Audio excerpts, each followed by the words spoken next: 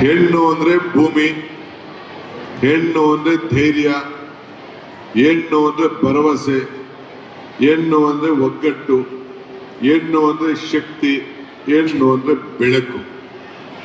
ಈ ಬೆಳಕನ್ನ ನಿಮ್ಮೆಲ್ಲರ ಮಾರ್ಗದರ್ಶನದಂತೆ, ನಿಮ್ಮೆಲ್ಲರ ಶ್ರಮದಂತೆ ಪ್ರತಿಯೊಂದು ಕುಟುಂಬ ಕೂಡ ಇವತ್ತು ಬೆಳಗ್ತಾ ಇದೆ. ಇವತ್ತು ನಾರಿ ಶಕ್ತಿ ಈ ದೇಶದ ಶಕ್ತಿ. ಕರ್ನಾಟಕದಲ್ಲಿ ಬಹಳ ವೀರ ವನಿತೆಯರು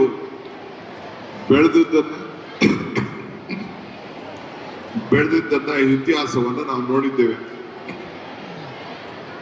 ನಾನು ಇವತ್ತು ನನ್ನ ಮುಖ್ಯಮಂತ್ರಿ ಆದಮೇಲೆ ಸರ್ಕಾರದಲ್ಲಿ ಬರದ ವೀಕ್ಷಣೆ ಕಾರ್ಯಕ್ರಮವನ್ನು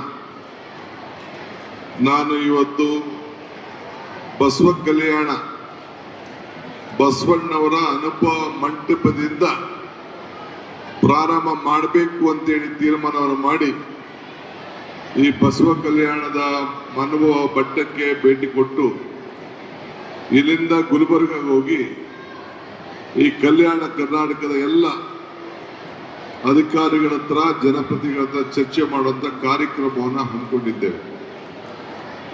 ಯಾವ ಗ್ರಾಮಕ್ಕೆ ಹೋದ್ರೂ ಗ್ರಾಮ ದೇವತೆ ಯಾವುದು ಅಂತ ನಾವು ಕೇಳ್ತೇವೆ. ಅಂದ್ರೆ ಪ್ರತಿ ಭೂಮಿಗೂ ಕೂಡ ಮಾತೃಭೂಮಿ, ಭೂಮಿ ತಾಯಿ ಅಂತ ಹೇಳಿ ನಮ್ಮಲ್ಲಿ ಹಿರಿಯರೆಲ್ಲ ನಮಗೆ ಮಾರ್ಗದರ್ಶನವನ್ನು ಕೊಟ್ಟಿದ್ದಾರೆ. ಇವತ್ತು ಮಹಿಳೆಯರ ಸುರಕ್ಷತೆಗೆ ಅಕ್ಕಾಪಡೆ ಈ ರಾಜ್ಯದಲ್ಲಿ ತಯಾರಾಗಿದೆ. ನಮ್ಮ ಸರ್ಕಾರ ಶ್ರೀಮತಿ ಲಕ್ಷ್ಮೀ ಹೆಬ್ಬಾಳ್ಕರ್ ಅವರು ಅವರ ಮುಖಂಡತ್ವದಲ್ಲಿ ಈ ಕಾರ್ಯಪಡೆ ಇವತ್ತು ಬಹಳ ಚೆನ್ನಾಗಿ ಹೊಸದಾಗಿ ಬೆಳೀತಾ ಇದೆ.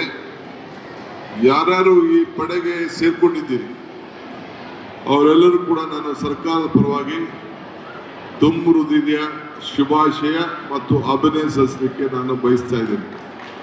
ನಿಮ್ಮ ಹೋರಾಟ, ನಿಮ್ಮ ಶ್ರಮ, ನಿಮ್ಮ ಶಕ್ತಿ, ನಿಮ್ಮ ಧೈರ್ಯ, ನಿಮ್ಮ ಸಾಧನೆ ಖಂಡಿತ ನಿಮ್ಮೆಲ್ಲರೂ ಕೂಡ ಫಲ ಸಿಗ್ತದೆ.